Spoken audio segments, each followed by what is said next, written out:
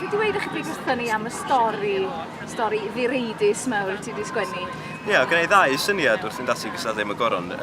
Un ohonyn nhw oedd bod fi eisiau sgwennu stori bach eitha smala, ysgafn am Steddfod Cylch yr Urdd. Dwi'n meddwl bod hi'n rhyw fath o ddefod genedlaethol, da ni'n ei charu hi ac yn ei chasau hi ar yr un pryd.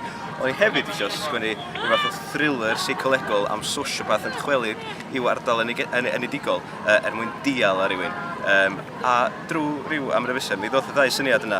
Yn un wedyn mae'r thriller yma wedi cael ei gosod yn yr amgylchiadau anisgwyl iawn, sef Steddfod Cylch yr Urdd. A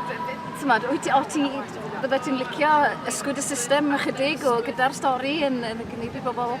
Na, dwi'n meddwl bod ysgwyd y system yn rhan o'n agenda fi o gwbl lle dwi yn mwynhau sgwennu pethau eitha doniol, eitha direidus, ond na, dathlu y diwylliant byddwn ni'n rhan ohono fo drwy i ddechannu fo o'n i eisiau gwneud. Da iawn. Felly, beth sy'n deimlad yw gafal yn y goron a o'r diwedd a ti wedi cystadlu draeon o'r blaen? Fel rhywun sy'n mynd yn foel, mae coron yn handi iawn i guddiad patchyn moel. Wedyn dwi'n meddwl bod eisiau tynnu'r goron fel ar ym mhen.